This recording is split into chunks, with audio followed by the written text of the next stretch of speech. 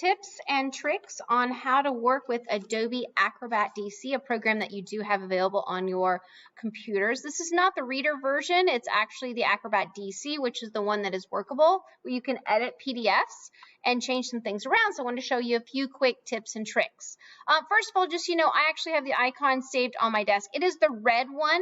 If yours is not on your desktop, then you'll simply go to the Start menu, and you will go to your A's, and you want to go and open Adobe Acrobat DC. Please do not open the reader. That is simply for reading documents. You'll just want to stick on the red one that says Adobe Acrobat DC. You may even want to click and drag it on your desktop as a link if you want to, if you feel like you're going to use it pretty often, but again, totally up to you. So let's go through a few scenarios. So first of all, let's say you want to take a Word doc and you want to make sure you can have it as a PDF. Couple of different ways that you can do that. First of all, you can go ahead and open your Word doc all the way. And as it opens up, once you have everything you've done the way that you want it to be, you can go to File. Make sure you save a copy first in Word, and then you can click Save as Adobe Acrobat PDF. That's one way to do it. The other way is if you know the document is good to go and you're happy with it, you simply want to convert it straight into an Adobe document or a PDF file, simply right-click on the document and go to Convert to Adobe PDF. It'll ask you to, you can keep the same name if you want to or change it however you want to do that and wait for the document to upload. Once converted, it will actually open up in Adobe Acrobat. So from here, what I wanted to do is I wanted to take you through a couple of things or options that you have available to you in the program that's offered. So for example, let's say this is the one that I'm working with, and I want to kind of, number one, it's a little bit too big for me, so I want to zoom out a little bit so I can see things. Looking through, I'm like, well, you know what? I want to change the orientation of a couple of these pages, and I want to delete one too because it's just not working for me.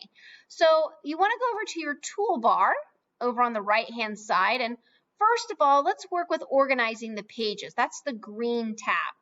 When you click Organize Pages, it will pull up all the pages that are available. Now, for me, I noticed right away, there's a blank one right down here.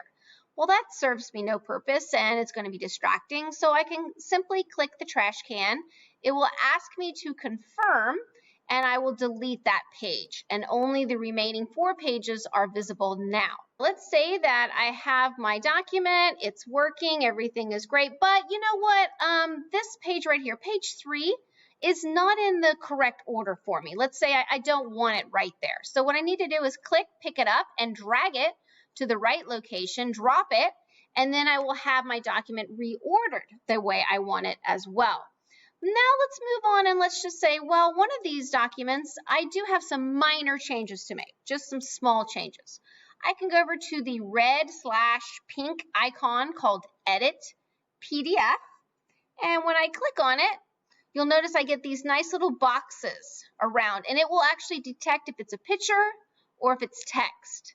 You can edit the text. I only encourage you to do this if it's basic types of modifications that you want to make. If you want to do anything major, we need to reconvert it into a Word document, and I can show you how to do that fairly quickly here towards the end. So minor changes to different types of little formatting you want to do, totally workable inside of here. But any major changes, you may want to turn it into a Word document just to make it a little bit easier for yourself. You can also pick things up and drag them. You'll notice it has grid lines available, so you're able to see exactly how things are lining up. That's a really nice feature to have as well. Let's go back to Organize Pages because I noticed something. I noticed that page 4 over here, it's in portrait style, and let's assume that I don't want portrait, I want landscape, but I want it only for this one page. So what I can do is simply click on the page, and then from there, once I'm in Organize Pages, what I can do is I can simply flip the page by using this Rotate Clockwise icon. Click on it, I can rotate it to whatever position I want. Let's just assume this is what makes me happy. And now I have my document so that I have 3 in portrait style and the last one is in landscape. Last but not least, let's assume that I need another file added to this one. I need a different file inserted. So from there, what I want to do is I want to go to Combine Files. I'm going to say, first of all, I want to add the open file. That's the one that I was working with. And I'm going to go ahead and let that expand out. I can see this was it. But I want to add another file. So I want to go ahead and add a file. And I want to go to my desktop, and I'm going to find my other one that I was working with. And that's going to be sample 2. I'm going to click Open. And then I'm going to hit my expander so I can see the 2 pages. But you know what I noticed? Dang it, they're in the wrong spot. So I need to move them. I need them actually at the beginning. And what's interesting is I only need, let's see, those are my last questions. So I want to go ahead and want to move this single page all the way to the front because it's my directions. Then I have the material for the students to use to work with, and I have the follow-up questions at the end. Now I'm finally happy with everything. I have one full document, not multiple I have to deal with. I click the Combine button. The cool thing about this is when they all combine after all the changes that you've made, especially when you're combining documents, it actually creates a brand new document. So you'll see it's always going to be called Binder 1. And what you'll need to do is you'll need to go to File, and you'll need to save it, and you'll need to rename it, okay? And from there, wherever you want to put it, however you want to name it, is totally up to you. Click the Save button. You'll see that it renames the file.